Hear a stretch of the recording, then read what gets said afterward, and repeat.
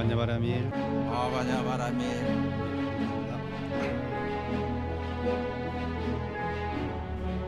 오늘 제가 여기 앉아 있는 그 고3짜리 아이한테 내가 책을 하나 주려고 내가 갖다 줘서 저놈을 좀 출가기로 인도해야겠다라고 생각하고 저는 궁금한 게 많아가지고 저한테 왔을 때 뭐 물어본 게 많이 있었는데 제가 뭐 일일이 다 대답할 수는 없고 그 책을 읽으면은 좀가 마음의 변화가 있지 않을까 생각해서 이제 이거 갖다 줘야지라고 생각하고 있는데 뭐 이것저것 가져다 보니까 깜빡 잊고 내가 다음 달에 올 때 꼭 갖다 줄 테니까 그때 꼭 나와라. 아, 요즘에 네, 저렇게 어린 아이가 제가 보기엔 되게 어린 아이인데 어린 아이가 어떻게 불교에 일찍 관심을 가지고 뭐 질문을 저번 달인가 몇 가지 저한테 이제 했었는데 참 기특하기도 하고 야 내가 저 나이 때 출가했으면 얼마나 좋았을까. 네, 저는 약간 뭐 늦깎이까지는 요즘은 뭐 출가 나이가 44인가 평균이 많이 출가도 하지 않아요. 한 60명 정도 하는데 1년에 뭐한 44 정도라고 제가 들었는데 스님이 출가할 98년도에는 30살 평균 나이가 30이었어요. 출가 연령대가 30. 그때 기억나는 게 제 도반들 중에 20대, 그러니까 20살 된 도반이 딱 2명 있었던 기억이 나요. 뭐 더 있을 수도 있겠는데 제가 기억하는 거는 그때 한 300명 중에 더 있었겠죠. 근데 제가 이제 좀 이렇게 아는 스님은 2명이 이제 딱 20살 때 출가를 해가지고 이제 지금까지도 이제 한 분은 선방을 열심히 다니고 또 한 분은 이제 저기 서울 모처에서 기도를 열심히 하고 이렇게 아직까지 그 스님들이 벌써 이제 뭐 마흔이 한참 넘었죠. 마흔 중반이 넘었죠. 어쨌든 세월이 이제 그렇게 흘러서 지금까지 오게 됐습니다. 요즘에는 출가를 별로 하지 않아서 스님들이 굉장히 귀해요. 오늘 제가 좀 일찍 와가지고 우리 저는 맨날 해주 스님 입에 발라가지고 해주 스님이라고 해주 스님한테 말씀드리니까 벌써 여기도 뭐 기도 스님들이 2명이 나가가지고 한 분밖에 안 계시다. 요즘은 저 기도 스님 구하기도 너무 힘들다 이렇게 말씀하시는데 여러분 진짜 그 스님 한 분 한 분이 굉장히 요즘에는 귀합니다. 물론 여러분도 귀해요. 왜? 코로나 이후에 신도들도 약간 한 3년이 어떤 공백 기간이 있다 보니까 절에 오는 게 조금 이제 뭐랄까 습관이 이제 덜해져 가지고 절에를 잘 그냥 안 오시고 봉은사 같은 경우도 보면은 유튜브로 하는데 한 200명에서 300명 사이가 유튜브로만 보고 법당에 나오지 않아요. 그러니까는 법당에 나오신 분도 한 3, 400 되는데 다 나오시면 한 600 뭐 되겠죠? 500에서 600명. 근데 안 나오시고 그냥 각자 쳐서 집에서 그냥 편하게 유튜브 보는 게 익숙해져 가지고 거기서 그냥 유튜브로 같이 예불 하고 그렇게 하신다고 하는 걸 제가 들었습니다. 근데 여러분들은 어쨌든 이 시간에 절에 나오셔서 이렇게 어쨌든 저하고 같이 라이브로 이렇게 한다는 게 참 귀하신 분들입니다, 여러분. 제가 원래 그 여러분하고 계속 그 공부를 하기 위해서 이제 신신병을 가지고 이제 2번 했던 걸로 기억이 나는데 오늘은 특별히 다음 주가 성도제일이죠. 예, 성도제일이라 성도제일에 관계된 법문을 좀 해줬으면 좋겠다. 그래서 제가 성도제일에 대한 법문을 같이 해보는 시간을 갖도록 하겠습니다.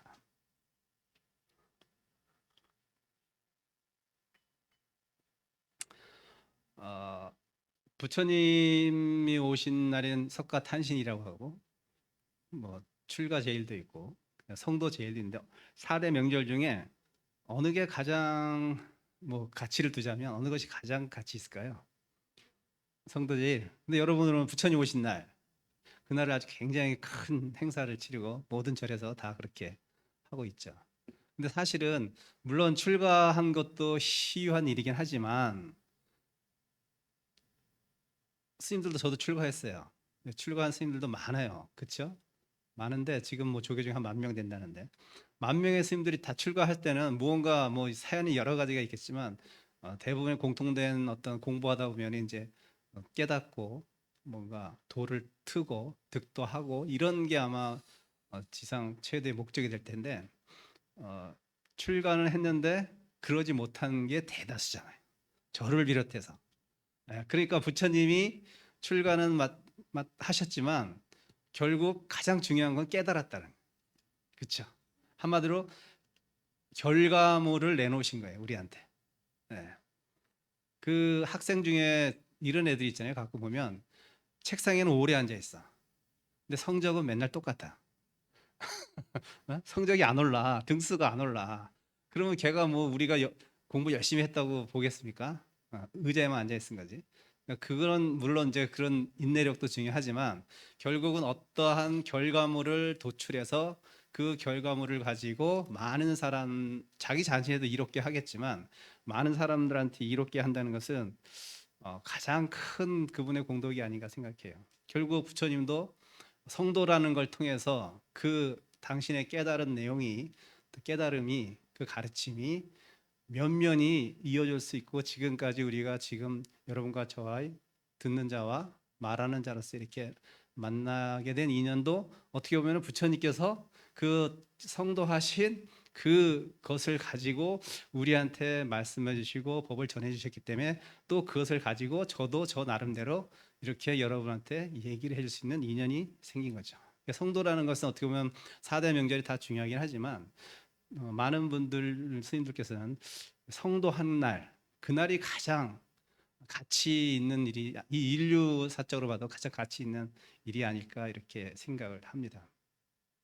그래서 오늘은 그 성도제를 맞이해서 부처님이 출가를 하고 수행을 하고 그 깨달을 때까지 그 과정을 한번 이렇게 살펴본 러프하게 이렇게 싹 살펴보는 그런 시간을 같이 갖도록 하겠습니다.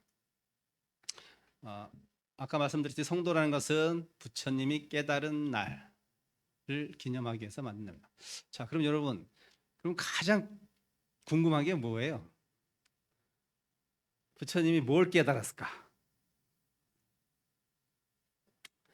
뭘 깨달았을까? 그게 중요하지 않나요? 저도 그게 엄청나게 궁금했어요. 그게 지금까지의 숙제이기도 하고 고민거리이기도 하고 내용이기도 해요. 물론 이제 우리가 뭐 익히 알고 있는 뭐 연기법, 12연기, 중도, 사성제, 팔정도 뭐 이런 거는 뭐 말은 못 전해주지 못할지언정 그냥 들으는 많이 봤기 때문에 여러분도 대충의 내용은 알고 있지만 그것이 부처님이 깨달은 내용이지라고 이제 판단하시겠죠. 물론 이제 그게 깨달은 내용이기도 합니다. 자, 근데 부처님이 제가 생각하기에 가장 훌륭했던 점은 그 자리에 안주하지 않았다는 거예요.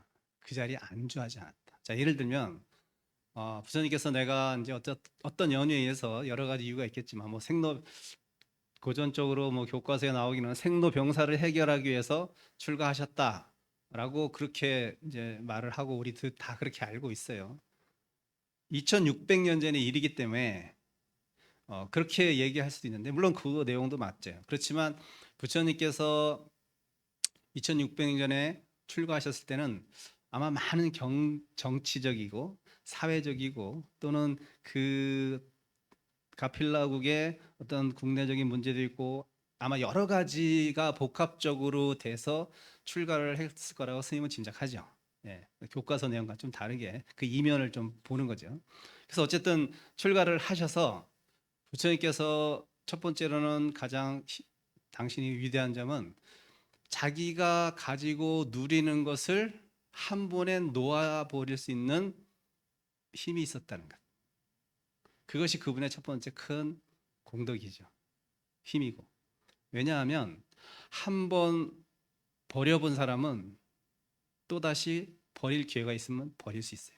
근데 한 번도 버려보지 못한 사람은 그런 버릴 수 있는 기회가 오거나 버려야 될 수 있는 어떤 그런 위기가 왔을 때 버리지 못하고 그것을 꼭 움켜잡으려고 하다가 결국은 자신도 망치고 주위 사람도 망치게 되는 우리 인생에서 보면 그런 일이 비일비재하죠. 근데 부처님께서는 어쨌든 여러 가지 이유에서 안 놀 수도 있었을 텐데, 자꾸 늘어질 수도 있었을 텐데, 왕이든 어떤 당신에 속한 그 계급에 대한 어떤 그런 모든 것을 한 번에 탁 놓고 출가를 딱 결심했다는 것. 네, 그것은 첫 번째로 스님은 가장 부처님의 위대한 마음의 힘이라고 생각하죠. 놓아볼 수 알아야 되는 거예요. 그래서 여러분들도 살면서 아마 때로는 분명히 제3자가 봤을 때는 이때는 놓아야 되는데 왜 저분은 그걸 못 놓고 그것을 그렇게 끝까지 잡고 갈까? 오히려 스님들 중에도 그런 분들이 있단 말이죠. 네. 여러분만이 아니라 스님들도 저기선 저걸 놓아야지 굉장히 편안하고 공부도 잘 되는데 왜 저걸 못 놓지? 네, 제3자가 볼 때. 근데 본인한테는 그것을 집착하는 마음 때문에 놓지 못하는 경우가 많이 있죠. 공부도 최종적으로 가면 여러분 금강경에서 늘 얘기하듯이 결국 내가 깨달아야겠다. 내가 득도해야겠다라는 그 생각 때문에 깨닫지 못한다고 하거든요. 그것도 좋은 집착이긴 하지만 집착이라. 네. 자식에 대한 애정, 자식에 대한 보살핀 사랑, 굉장히 훌륭하고 누구나 다 갖춰야 될 부모의 덕목입니다. 그런데 때로는 그것도 어떨 때는 탁 놓아버릴 수 있어야 돼요. 물론 그 케이스는 물론 너무나 많은 케이스가 있겠지만, 야, 이제는 내가 그 애정의 끈을 좀 놓아버려야겠다라고 생각했을 때 오는 그 마음의 편안함이라는 것은 아마 그것은 놓아본 사람만이 느낄 수 있을 거예요. 근데 보통 대부분은 놓지 못하고 그것을 질질 끌다가 결국 자식한테도 상처가 되고 부모 자신한테도 상처가 되는 일들이 많이 생기게 되죠. 어쨌든 부처님께서는 당신이 갖고 있는 사회적 지위, 왕위를 다 버리시고 출가를 딱 결심하고 이제 출가를 합니다. 자, 근데 그 당시 인도는 2600년의 인도는 어떤 사회였냐면 고행주의가 유행하던 수행법도 유행합니다. 옛날에는 뭐 윗바사나 사마타 이런 게 유행 많이 했어요.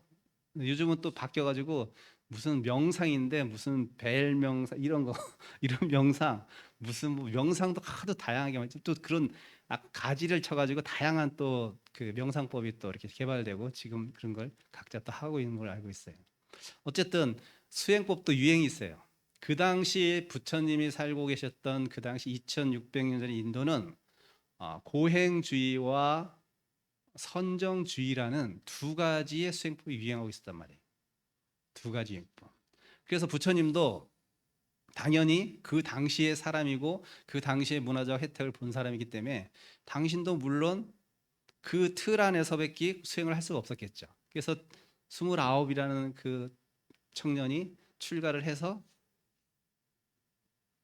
첫 번째로 했던 것은 수정주의가 고행주의보다는 처음에는 선정주의를 택했던 거죠. 그래서 그 스승이 우따마 라나푸다 이름이 너무 어려가지고 제가 잘 모르는데 그 세 분의 스승을 만나가지고 그분들이 갖고 있는 최고의 선정의 단계까지를 다 체험하게 돼.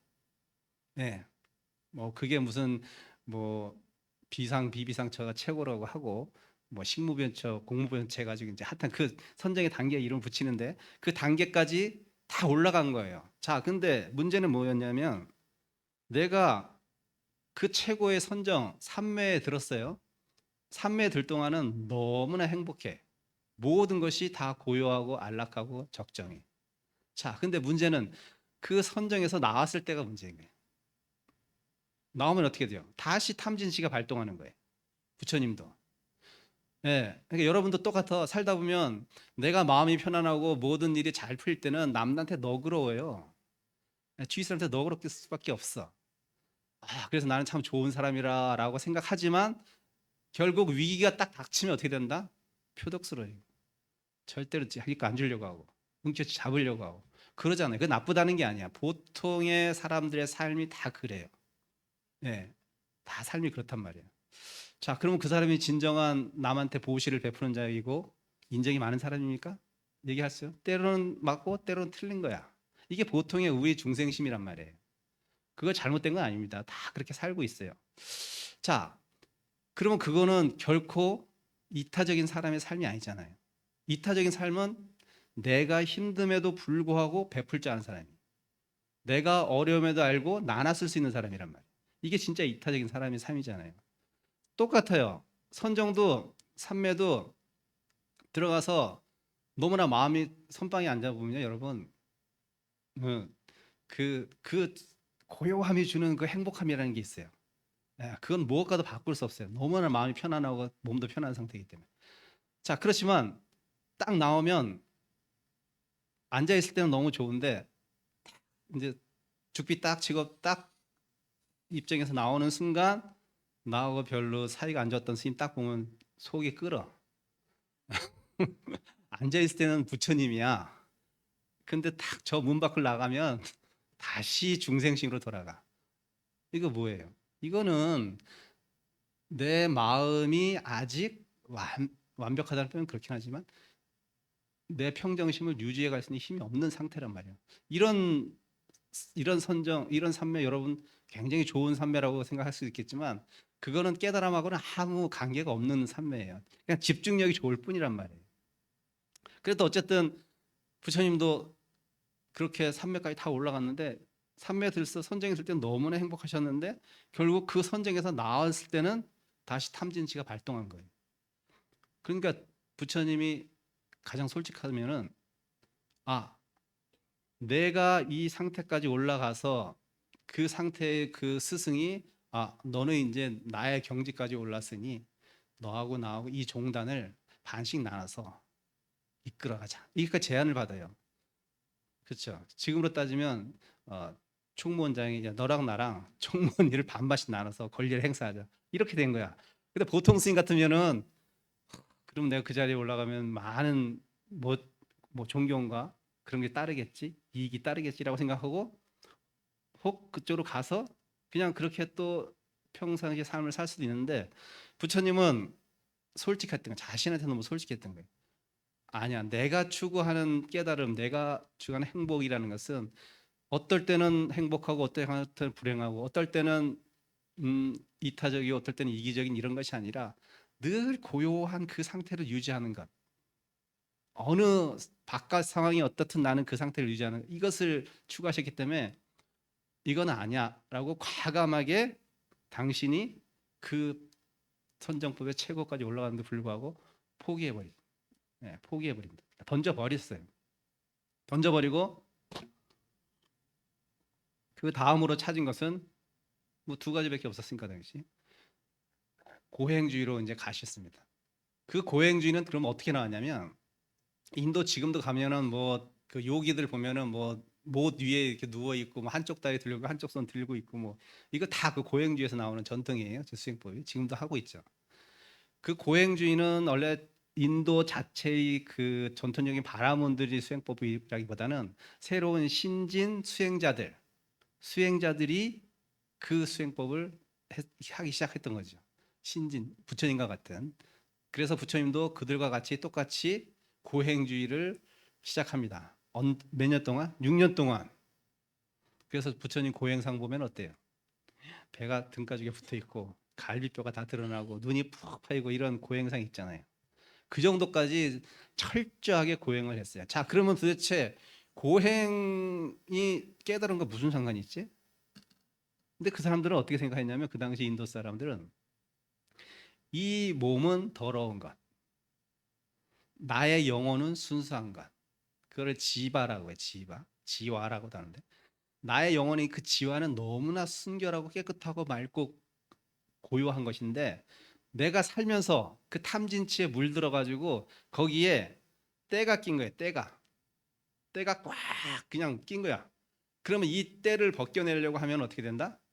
내 몸에 고통을 줌으로써 그 맑은 그 고통을 통해서 다시금 이 때들이 한 겹 한 겹 벗겨져서 나중에 그 순수한 지화가 드러나서 나는 그 순수한 영혼체로서 살 수 있다. 이런 관념을 가지고 했던 거예요. 그래서 고행주를 선택해서 그렇게 극심한 고행을 했고 부처님과 따르던 그 여섯 제자들도 오비구들도 같이 고행주를 시작한 거죠.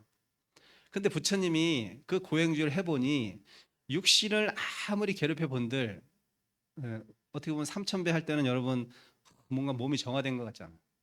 3,000배, 1,000배 하면 뭐가 정화된 것 같아요. 그렇지만 다시 일상으로 돌아가면 어떻게 해요? 그 3,000배에 정화됐던 그 힘이 유지가 되나요? 아니잖아. 다시 일상으로 돌아가서 또 탐진치가 발동하잖아. 그러면 그 3,000배 의미는 뭐가 있어요? 의미가 없다는 것이 아니라 그거 할 때는 의미가 있는데 나올 때는 의미가 없어져 버려. 근데 우리는 그러려고 3,000배 하는 것이 아니라 그 3,000배의 힘으로써 일상을 잘 살기 위해서 이걸 하는 거지. 잘 생각하셔야 돼요. 일상을 잘 살아내기 위해서 3,000배를 하고 일상을 잘 살아내기 위해서 진언을 하고 일상을 잘 살아내기 위해서 절여오는 거죠. 근데 이게 전도가 뒤바뀌면 큰일 나요. 그렇게 되면 어떻게 된다? 종교에 완전히 올인하는 사람이 돼요. 그렇게 되면 어떻게 돼요? 그 종교는 좋고 나쁨을 떠나서 무조건 믿어야 되는 이런 쪽으로 간단 말이죠. 더 위험하죠, 사실. 우리는 현실을 잘 살아내기 위해서 종교 생활을 한다는 것을 늘 명심하고 살아야 돼요. 자, 마찬가지로 부처님도 그렇게 고행주를 했는데 결국은 부처님도 몸을 괴롭혀 봤는데 이 몸을 괴롭혀서 얻는 그 어떤 깨달음 또는 맑음에서 오는 그 정신 상황이라는 것은 정신 상태라는 것은 그 순간 똑같아요. 선정주의가 똑같다. 그 순간만 순수한 것 같은데 다시 또 일상으로 돌아가면 똑같이 탐진치가 발동하다는 거예요. 그래서 과감하게 부처님은 또 고행주도 포기하십니다. 자, 그래서 부처님 생각하셨어요. 야, 이제 내가 지금 인도에서 유행하는 수행법이란 두 가지 수행법을 최고의 경지까지 올라가 봤는데 이건 내가 원하는 수행법이 아니야. 그럼 나는 도대체 무엇을 해야 되지? 라고 고민하셨던 거예요. 그러다가 당신이 찾은 것은 뭐냐? 어렸을 때 당신이 농경제 때 아버지 정반왕을 쫓아가서 잠깐 그 농경제를 구경하다가 새가 벌레를 쪼아먹는 그런 걸 보면서 약육강식을 느꼈고 삶과 죽음에 대한 그 생각을 했고 그래서 그것을 꼬마 어린 시달타가 이건 뭐지? 누군가는 강한 자는 약한 자를 잡아먹어야 되지라는 그런 생각을 일으키면서 나무 그늘의 밑에 가서 고요하게 생각을 했죠. 그런 시기가 있었어요. 한 번. 고요하게 생각했을 때 너무나 마음이 편안했거든. 깊이 들어갈 수 있었거든요. 그러면 그 방법을 통해서 내가 원하는 깨달음이라는 것을 찾을 수도 있겠구나라고 힌트를 얻으신 거예요. 그래서 사리나무 아래 보리수 밑에 앉으셔가지고 이제 풀로서 이제 좌복을 딱 깔고 거기 앉아서 이제 내가 여기서 깨닫지 못하면 나는 이 자리에서 죽으리라. 딱 결심을 하시고 그 자리에 가서 딱 앉으시죠. 자, 앉으셔서 이제 일주일 만에 깨달으시. 일주일 만에 깨달아요. 아니 그렇게 6년 고행하고 선정주의까지 다 했는데 그때는 깨닫지도 못하다가 일주일 만에 득도하신단 말이에요. 일주일. 그러면 어떻게 그게 가능하지? 그렇게 많은 시간을 보냈는데도 불구하고 못 깨달았는데 일주일 만에 깨달았어요. 그리고 그 깨달음의 기쁨이 너무 커서 일주일 동안 그 자리에 앉으셔가지고 그 깨달음의 기쁨을 즐겼다고 하셔요. 그걸 이제 법열이라고 하는데 그 깨달음의 즐거움을 그 앉아서 일주일 동안 그대로 그냥 즐기셨다고 해요. 경전상에 그렇게 나와요. 자, 그러면 도대체 부처님은 그렇게 고행주의 우리가 선방에서 이목고 해가지고 지금 무슨 나는 지금 30년을 앉았네, 50년을 앉았네 하는데 깨달았다는 스님 봤어요? 제가 그걸 비하하려고 하는 것이 아니라 그 대단한 인내심이 있는 분이죠. 선방 얼마나 힘든데 거기를 10년, 20년, 30년 저도 10년 동안 다녔는데 못 깨달았잖아. 지금 뭐 20년, 30년, 40년 다니신 분들도 많아요. 근데 그분들이랑 깨달았다는 스님 한 번도 못 들어봤어. 근데 부처님 또 역시 그렇게 하셨지만 결국 앉아서 일주일 만에 깨달았다. 도대체 뭐 일주일 만에 어떻게 깨달았지? 아, 그럼 부처님은 선정주의도 아니고 고행주의도 아니었던 거예요. 그것을 다 버리면 뭐가 있어요? 양극단을 다 버렸어요. 그럼 뭐가 있어요? 중도가 있잖아요. 중도. 가운데 길, 제3의 길. 예, 요즘에 정치판이 제3의 길을 찾아서 떠나는 사람들이 많아요. 예, 제3의 길을 모색하는 거야. 자, 부처님도 제3의 길을 모색했던 거예요. 그 제3의 길에서 깨달으신 거예요. 아, 이 선정이라는 아주 그런 고요함을 맛보는 것도 사실은 쾌락인 거예요. 쾌락. 선정의 쾌락이에요. 불순한 쾌락은 아니죠. 좋은 느낌의 쾌락인 거예요. 탐하는 거예요. 이것도 탐하는 마음이 있었던 거예요. 마찬가지로 고행주의는 어때요? 고행주의도 마찬가지예요. 이것도 내가 그 고행을 통해서 무언가 얻으려고 하고 얻고자 하는 그 탐, 고행의 탐이란 쾌락이라는 것이 들어간 거예요. 여러분 그 세디스트 있잖아요. 막 채찍으로 때리면서 막 희열을 느끼는 거예요. 비슷한 거예요. 그런 거 한마디로 좋은 쾌락이든 불순한 쾌락이든 이것은 어떤 의미에서 쾌락은 똑같은 거야. 이름만 다를 뿐이에요. 근데 부처님은 이 양극단을 떠난 가운데에서 길을 찾았던 거예요. 길을 찾았던 거예요. 그 길이 뭐냐? 깊은 사유에 사유.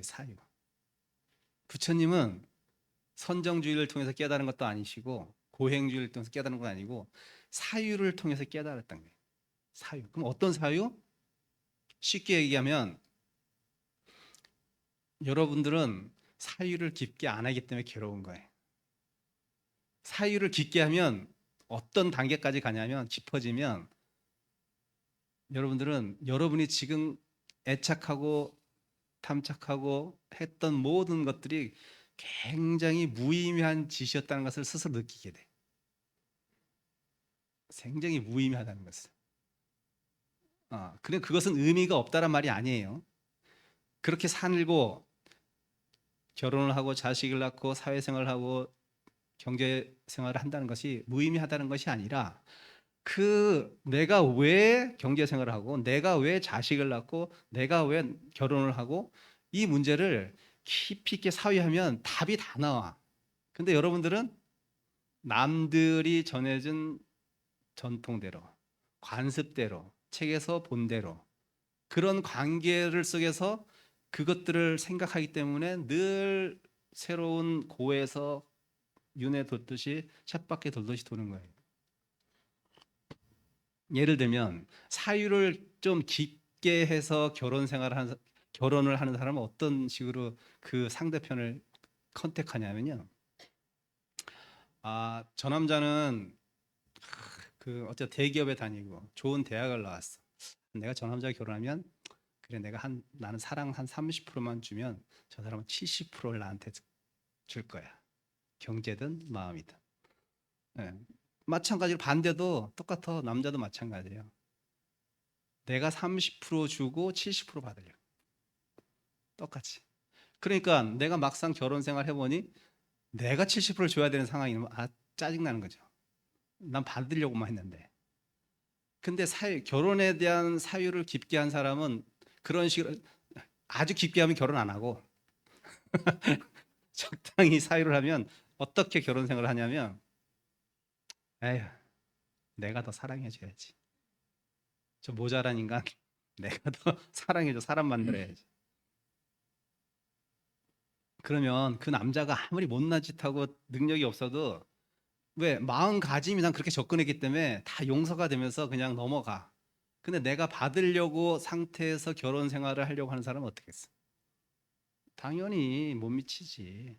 그러니까 싸우고 다투고 갈등하는 거예요. 냉정하게 보면 그거란 말이에요. 사실은 여러분 한번 손을 보세요. 나는 어떤 식으로 생각하고 사랑이 다였나 진짜? 그 사랑도 아마 여러분 이런 게 있었을 거라고 생각해요. 아주 깊이 사유하면. 근데 여러분들은 표면적인 사유만 했기 때문에 그렇게 깊이 생각 안 했기 때문에 막상 딱 들어가서 이건 삶의 현실이 펼쳐지니까 그렇게 펼쳐지는 거, 지금의 상태가 펼쳐지는 거죠. 그 사유라는 것은 그런 힘을 줘요. 사유라는 것은 문제를 해결할 수 있는 힘을 준다는 거예요. 부처님은 뭘 사유했어요? 내가 왜 태어났지? 내가 왜 병들지? 내가 왜 늙지? 내가 왜 죽지라를 아주 깊이 사유하신 거예요. 네. 그랬더니 결국은 뭐였어요? 결론이 부처님 결론은 삶도 죽음도 없다라는 거죠. 어, 아니 우리는 삶과 죽음이 없다 그러면 이게 무슨 말인가 스님? 무슨 불교책에 그런 말이 엄청나게 많이 나오는데 이게 도대체 무슨 말이지? 난 도대체 납득이 안 돼. 나는 분명히 태어났고 나는 죽는데 왜 삶과 죽음이 없어? 네. 이게 우리의 사유로는 도대체 거기 인식으로는 거기 못 가요. 근데 부처님은 거기까지 가셨던 거야. 아, 가봤더니 삶도 죽음도 없네. 왜 삶과 죽음이 없다고 하셨을까? 네. 삶과 죽음이 없는 것은 아니라 현상은 있는데 그것은 삶과 죽음의 형태로는 벌어지지 않는다는 거예요. 네, 이 말이 좀 어렵나? 현상으로는 일어나. 분명 현상으로 누가 태어나죠. 근데 우리가 그걸 태어났다라고 말을 붙인 거예요 지금. 그리고 그 인연이 소멸되면 죽었다라고 이름을 타이틀을 붙인 거야. 그래서 우리는 마치 태어났다라면 무언가 없던 것이 생겨난 것처럼 생각해. 그렇죠? 누가 죽었다라면 있던 것이 사라졌다고 생각해. 진짜 본질적으로 그럴까요? 현상적으로는 그게 맞죠. 근데 본질적으로는 그럴까? 아니에요. 여러분은 그냥 왔다가 간 거야. 이 우주도 왔다 가. 영원한 것이 이 세상에 아무것도 없어요. 근데 태어났다 죽었다는 말을 붙이는 순간 마치 없는 것이 생기는 것처럼 있는 것이 없어진 것처럼 우리는 그 착각을 해버려. 착각을. 착오, 착각. 예. 이게 착각이라니까요. 왜 그게 착각이냐면 여러분은 나라는 존재를 상정하기 때문에 나라는 존재가 있다고 생각하는 내가 먹고 내가 걷고 내가 마시고 내가 결혼하고 내가 낳고 이런 내가 나가 존재로서 모든 상황을 다 파악하기 때문에 존재와 존재의 만남이고 존재와 환경의 만남이고 이렇게 다 나눠져 있다는 거예요. 근데 아주 본질적으로 과학적으로 들어가도 여러분 몸의 원소들은 다 뭘로 돼 있어요? 여러분 원소 덩어리란 말이야. 원소 덩어리, 유전자 덩어리. 그 유전자 다 뭘로 돼 있어요? 원소로 따지면 뭐예요? 첫 번째 물, 철, 뭐 철도 있겠지. 뭐 여러 가지가 우리 몸에 물, 철, 뭐 수소, 뭐 탄소, 뭐 쭉 될 수 있겠죠. 우리 몸의 구조가 다 이런 걸로 이루어져 있어요. 이 몸뚱아리의 그 원소들 다 어디 있어요? 이 지구에 있는 모든 것들이 다 갖고 있어요. 우리 이 지구가 태어날 때 그것들이 기반이 돼서 지구가 태어났고 그것을 통해서 우리가 태어났고 우리가 지금 존재하는 거예요. 그러면 이 우주와 이 지구와 나는 같은 성분을 공유하고 있어. 지금 다 원소로서. 나는 그 원소가 분해되면 다시 자연으로 돌아가는 거예요. 태어난 게 아니야. 어떤 인연에 의해서 바람이 불고 비가 오고 구름이 잠깐 생긴 것 뿐이에요. 네, 그렇게 생각 안 하죠. 안 하기 때문에 괴로운 거예요. 그렇게 생각하면 나는 다시 그냥 돌아왔다 가는 존재일 뿐이지 나는 내가 태어나고 내가 죽고가 아니라니까. 부처님은 그걸 사유를 통해서 여실히 아셨던 거예요. 12연기를 통해서. 12연기. 네. 그럼 12연기가 스님 뭐예요? 이거 얘기하면 또 길어요. 첫 번째 12연기의 첫 번째는 뭐냐면요. 다 알다시피 무명에서 시작하잖아. 무명으로 인해 시기고 시기를 해서 명색이 유가 이렇게 쭉 된단 말이에요. 그러면 무명 때문에 우리가 이렇게 있다는 거예요. 있다는 생각을 한다는 거야. 태어난다, 죽는다는 생각을 한다는 거야. 무명은 뭐예요? 사성제를 모르고 팔정도를 모르고 12연기를 모르는 사람들이 갖게 되는 어두운 상태예요. 그러니까 여러분들은 이런 부처님이 얘기하신 팔정도 사성제라는 어떤 진리의 모습을 못 보기 때문에 무엇이 있다고 생각하고 무엇이 태어난다고 생각하고 무엇이 죽는다고 생각하기 때문에 그 무명으로 인해서 식이 생긴다는 거예요. 아, 내가 있고 내가 죽고 내가 태어난다는 식이 생겼어요. 벌써 우리한테는. 부처님이 이렇게 보는 거예요. 출발을. 예, 존재가 아니라 여러분이 모르기 때문에 나고 죽는다는 거예요. 모르기 때문에.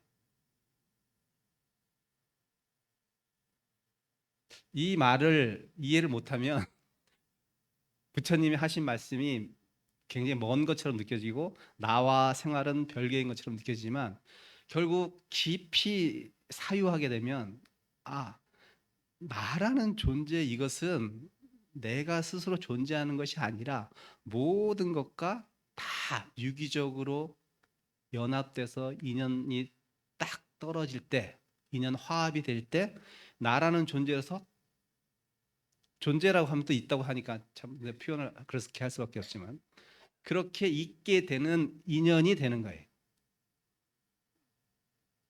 네.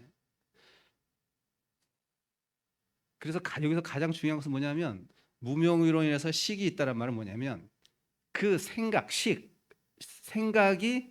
모든 것을 만드는 거예요. 그래서 이것이 발전하니까 대승불교에서 선불교에서는 이 세상은 만물은 마음이 다 만드는 거구나 이렇게까지 발전하는 거예요. 생각이. 자, 그 제가 옛날에 그런 얘기 많이 하잖아요. 부시맨한테 콜라병은 있어요, 없어요? 부시맨 누군지 아시죠? 아프리카의 원시 부족. 단어도 몇 개 없어. 단어도 몇 개 없어. 자, 여러분들의 사유는 언어를 통해서 다 형성된 거예요. 콜라병은 우리한테는 있습니다. 당연히 있죠. 우리는 콜라병을 경험해 봤기 때문에 이 언어가 이 안에 들어왔기 때문에 있게 되는 거예요. 그렇지만 부시맨한테는 콜라병을 볼 적이 없어. 그런 생전 보지도 못했어. 뭔지도 몰라. 그 사람은 콜라병을 갖다 줘도 이게 콜라병인지 모른다니까. 모르잖아요. 인식이 없기 때문에. 생각이 있음으로써 있게 되는 거예요.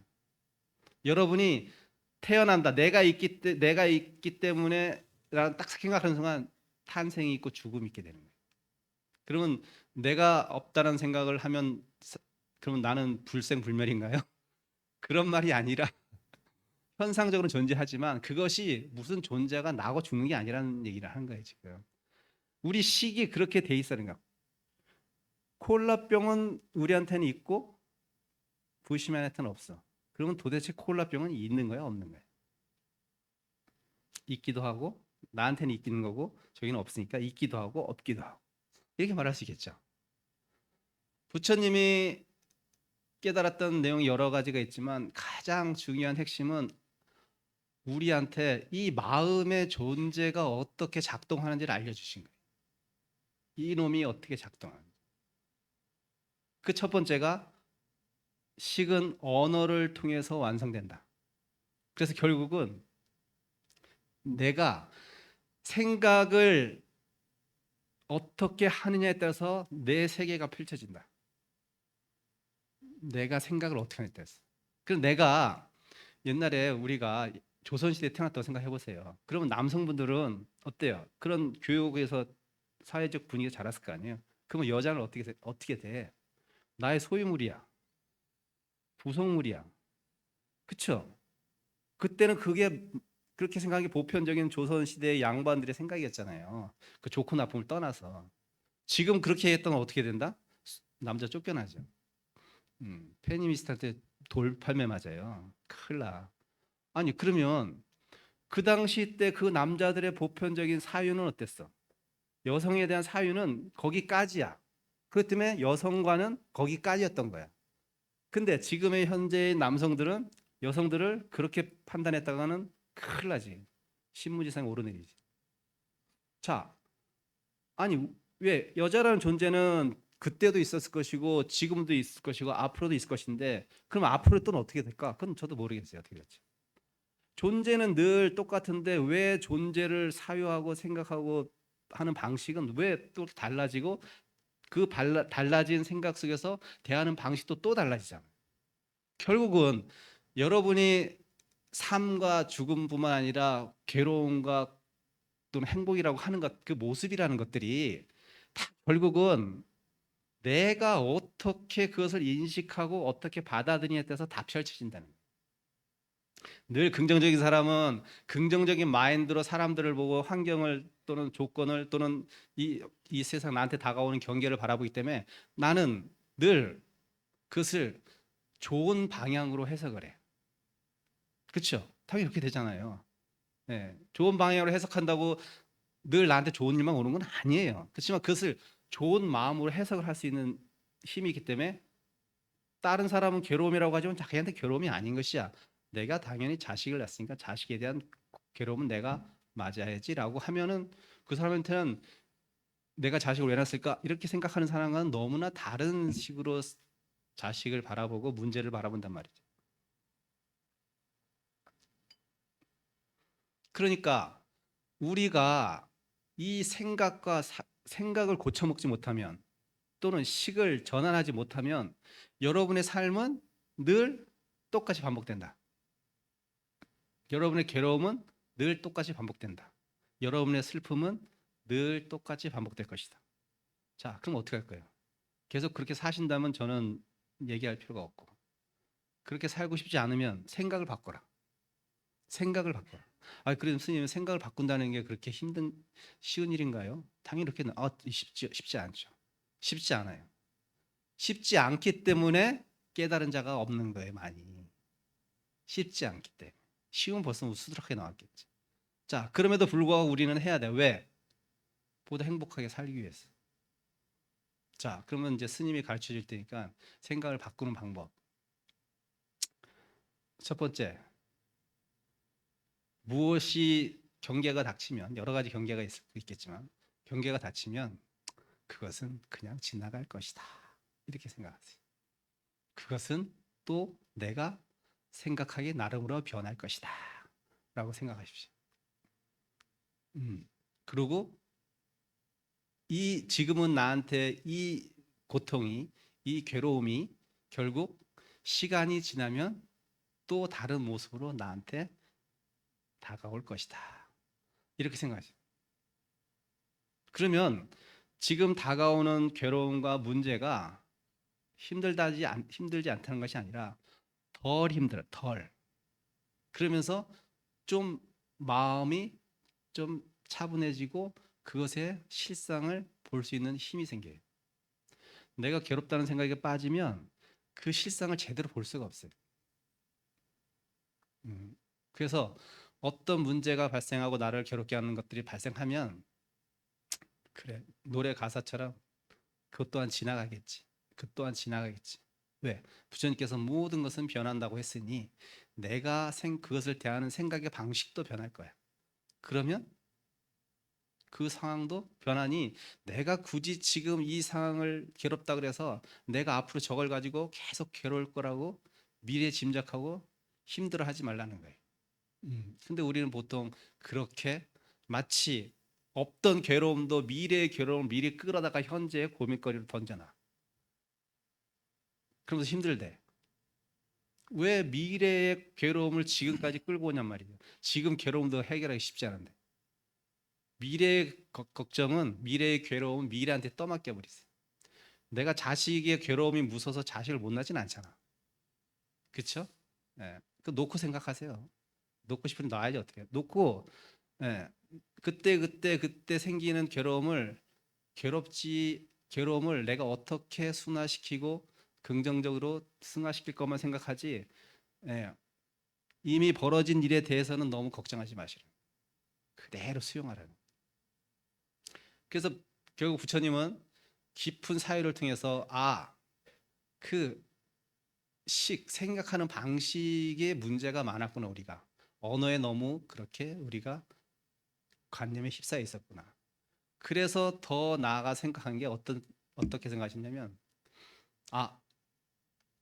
나는 앞으로 중도적인 관찰을 통해서 사물을 보리라. 그럼 중도적인 관찰은 뭐냐면요. 한쪽으로도 치우치지 않는 거예요. 한쪽으로 치우치지 않는 거예요. 아까 얘기한 선정주의, 고행주의 그렇게 얘기했지만 예를 들면 뭐 현실에 비춰보면 우리가 지금은 진보가 있고 보수가 있잖아요. 자, 우리는 진보하면 굉장히 말 그대로 혁신적이고 진취적이고 뭐 앞으로 나아가고 막 이렇게 생각을 하죠. 그 언어가 주는 뉘앙스가 있어. 마찬가지로 보수하면 뭔가 현재를 고수하려고 하고 자기의 이익을 지키려고 하고 이렇게 얘기하고 좀 대화가 안 되는 나태라는 사람들이 많이 있다. 이렇게 생각하잖아요. 딱 언어만 딱 던져주면. 자, 근데 진짜 그럴까? 우리가 보수라고 또는 진보라고 뭉뚱겨서 얘기는 하지만 그 보수 안에서도 진보가 있을 수 있고 그 진보 안에서도 보수가 있을 수 있잖아요. 근데 우리가 언어에 딱 갇혀버리면 생각이 굳어진단 말이에요. 그러니까는 이 사람들을 어떤 보수나 진보의 틀에 보는 것이 아니라 중도적인 사고는 어떤 거냐면 그 사람의 행위를 보면 돼. 저 사람이 행하는 말은 누구나 잘할 수 있어. 보수적으로 또 진보적으로. 그렇지만 결국 그 사람의 그 삶이 그대로 드러나는 것은 그 사람이 여태까지 걸어온 길을 보면 아, 이 사람이 진보적으로 삶을 살았는지 또는 보수적으로 삶을 살았는지가 보이잖아요. 그러면 앞으로도 미래에도 또 그 사람은 그렇게 생각을 바꾸지 않는 한은 그렇게 나아갈 거예요. 근데 우리는 그냥 타이틀만 딱 주면은 거기에 딱 얽매여 가지고 그렇게 두 가지 틀로서 딱 본단 말이에요. 근데 만약에 중도적인 견해로서 그 진보와 보수를 판단하는 사람은 그렇게 보지 않고 진보 속에서도 보수를 찾아낼 수 있어야 돼요. 보수 속에서 진보 보수 속에서도 보수 속에도 진보를 찾아내고 진보 속에서도 보수를 찾아낼 수 있는 안목을 갖춰야 돼요. 그러면 그런 안목은 어떻게 갖춰지냐? 그 말에 끄달리지 않으면 돼. 그 언어가 주는 말에 끄달리지 않고 그 사람이 하는 행위, 그 사람이 하는 행위를 보고 그 사람을 판단하면 거의 맞다. 100%는 아니지. 거의 맞다. 네, 거의 맞다. 그래서 앞으로 여러분들이 어, 현실적으로 살아가는 데 있어서 이게 정치적인 판단이겠지만 정치적인 판단은 그렇고 사람을 볼 때도 마찬가지예요. 말을 번지르르하게 잘하는 사람 많아요. 혹하게 하는 사람 많아요. 저도 속을 많이 있겠죠. 그렇지만 결국 부처님께서 하신 말씀대로 부처님은 그 사람을 볼 때 그 사람의 지위를 보지 않고 신분을 보지 않고 나는 너의 행위를 본다 이렇게 말씀하셨단 말이에요. 네. 왜 그 당시는 엄청난 사성 계급이 있던 시대잖아요. 그래서 막 부처님은 왜 저기 노비 지금 하면 뭐 그 수드라 노예 계급까지도 출가시켰단 말이에요. 그거는 획기적인 일이에요. 다른 그 종단이래. 다른 종교에서는요. 그런 일이 역사가 없었어요. 인도 역사에서. 그 천민을 출가시키고 여자를 출가시킨 경우가 없었다니까요. 부처님이 그렇게 여자와 아주 천한 불가촉 천민까지도 출가를 시켜서 제자를 만들 수 있었던 정신적인 바탕에는 그 사람 그 스님 그 분한테는 신분이라는 것은 그러니까 사람이라는 것은 그 사람이 태어난 어떤 지위 고하가 아니라 그 사람이 행하는 바에 따라서 그 사람을 판단해야 하기 때문에 그 사람들을 그렇게 출가시켜서 제자로 만들어 쓰겠다. 네.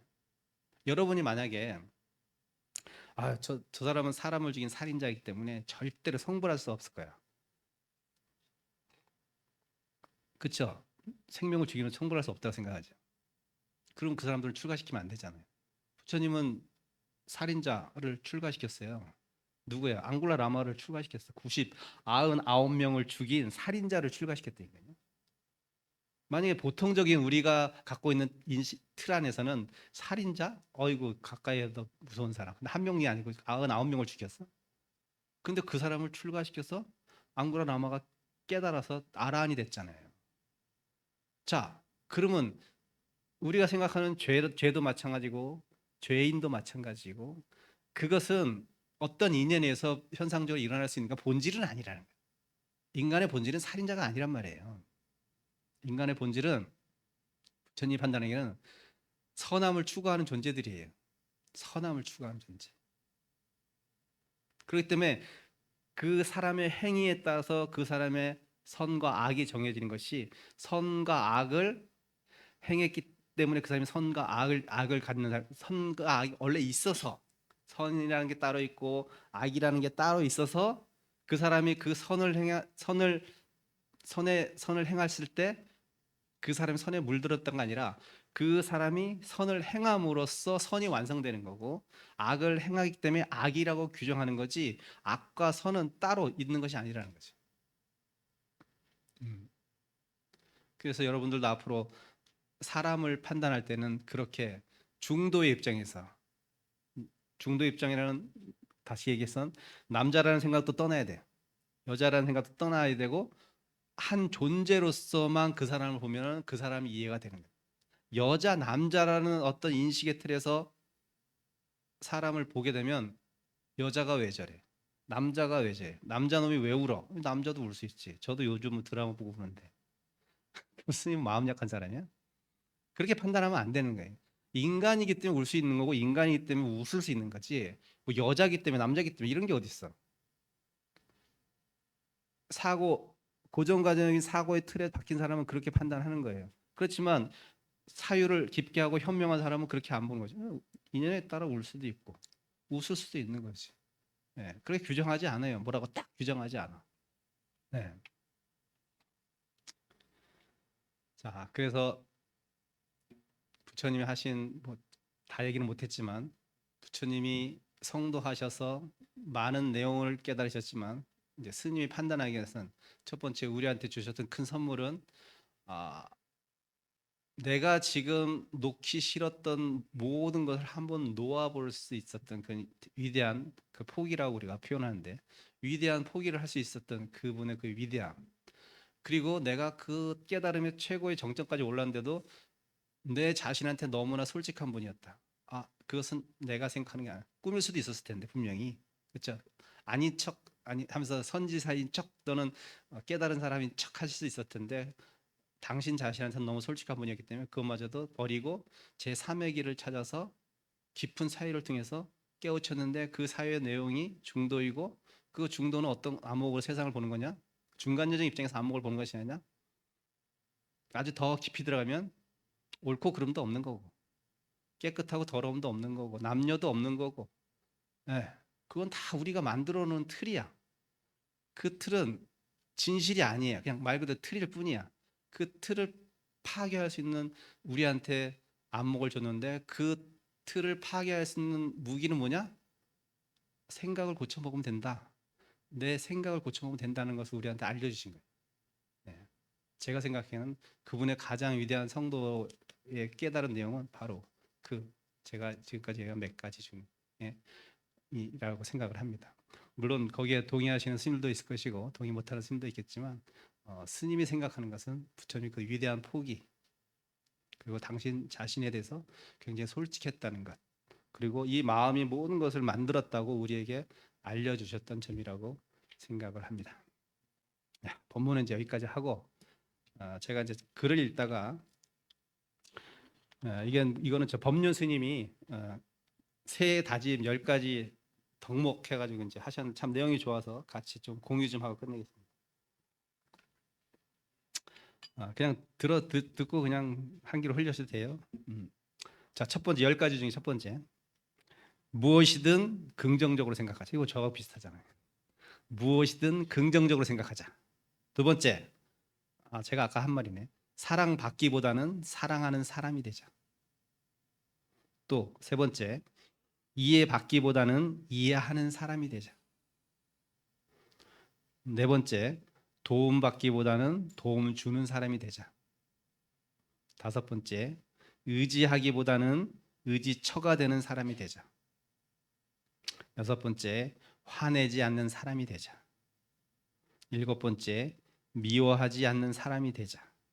여덟 번째, 좋은 일은 손해를 보면서도 기꺼이 하는 사람이 되자. 그 다음에 아홉 번째, 실패가 곧 성공의 길이 되는 사람이 되자.